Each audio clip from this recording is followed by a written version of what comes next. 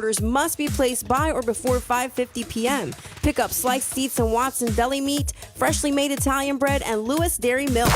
Radio check 1 2 1 2. Jessica's Juice is on Power 101.7. All right, Jess, what you got? Here we go. Urban Meyer has apologized to the city of Jacksonville. Oh, here we go. He says that this was just a crazy departure. He got fired earlier this week because of a series of incidents as well as the disappointing season overall. But he says, I just want to apologize to Jacksonville. He says, I love Jacksonville. It's one of the reasons why I took the job. I still think that Shad's a great owner. It's heartbreaking that I will no longer be here. I tell people that losing eats away at your soul. And once you start losing, it's hard on everybody. I thought at one point when we won 2 out of the 3 that we had some momentum and great energy and the defense was really playing well. We were running the ball, and when that dried up on us, we started turning the ball over. We had that bye week, then James Robinson gets hurt. It was just tragic. So he just says, again, always work hard, always be determined. But he's upset and he's sad to go. And he says, I love Jacksonville. Well, you know what? Look, I know that. Wow. And looking at some of the pictures people and part of this probably, interview, like he is, I think, like he is upset. Well, people will probably be like, yeah, well, you sucked. You're not a good coach, blah, blah, blah. But let's go back a couple years ago when every time someone got fired or someone got let go, a coach, there was always mentioning his name. The select 3. John Gruden, number 1. Coach Cowher, number 2. Urban Meyer, number 3. He was always in that group every time there was an opening for an NFL coach. And then he finally got one. Isn't that jacked up? The ones who got Coach Cowher don't want to come back. No. He don't want to come back. You know why? Because look what happened to John Gruden. Look what happened to Urban Meyer. Look what happened to Urban Meyer. It's away at your soul. He's like, hell no.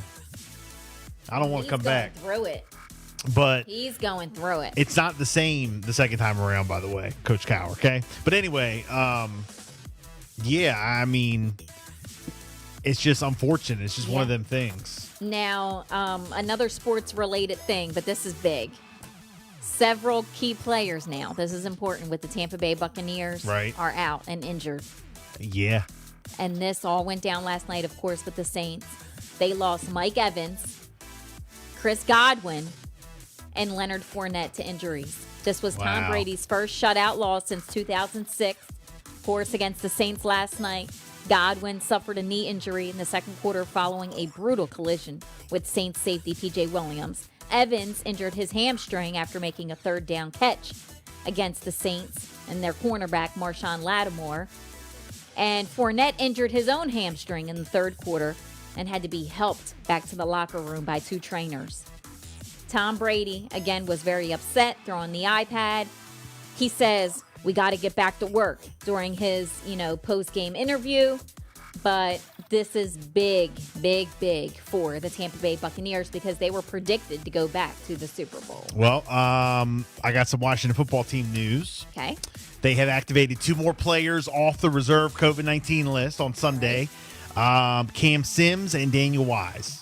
All right, so 2 more are back. So that's good. Okay. Not a quarterback yet, but this comes the day after Washington activated 4 defensive linemen off the list. It also means that these 6 players will be able to play at 1 p.m. Oh, that means that, I guess, this story came out on Friday, so I guess they would have been able to play, but that means on Tuesday they'll definitely be back in. We also have Jonathan Allen, Montez Sweat, Casey Toohill, and James Smith-Williams off the COVID list. All this happened after you played Dallas? Friday, yeah. Figures. What did they bring in COVID to? They brought in their. I don't trust them. Their benches and all that. I don't trust them. Bunch of losers. On Friday, Washington's COVID list spiked to 23. Oh, it did go up. Sunday morning, it had 16. Okay, so yesterday morning we had some of the key ones. Kyle Allen, quarterback. All right. Taylor Heineke, quarterback. So there's a bunch. Wow. Kendall Fuller, Cam Curl, Tim Settle, Wendell Smallwood, Derek Forrest, just to name a few. So we'll see. Okay. All right. Well, we'll see tomorrow what happens, right? I still got Washington winning. Have we ever watched a game on a Tuesday before? And I like the fact it comes on at 7.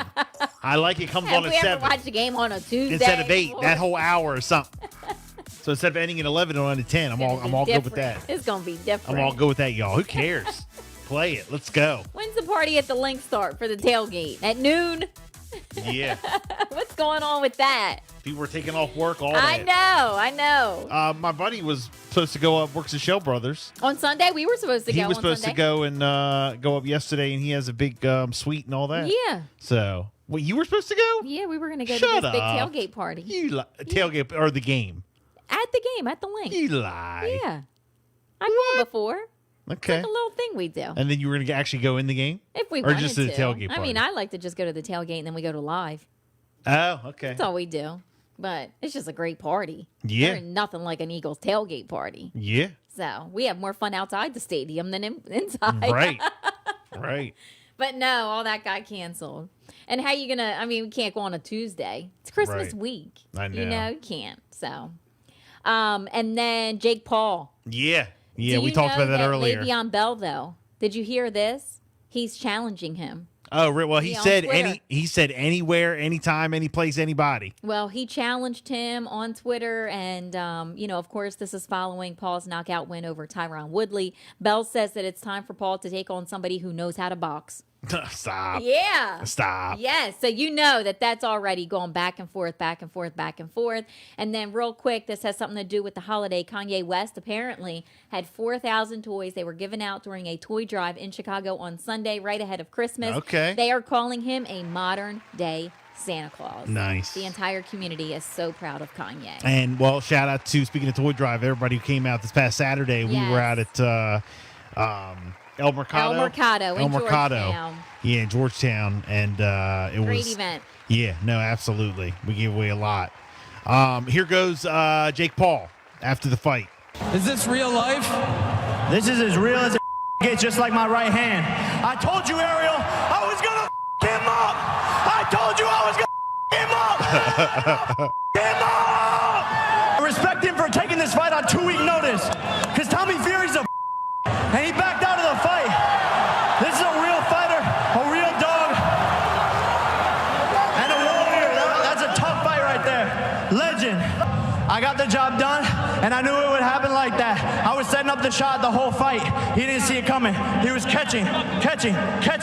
Come around. Good morning. Who do you want next, Jake, and when do you want to fight again?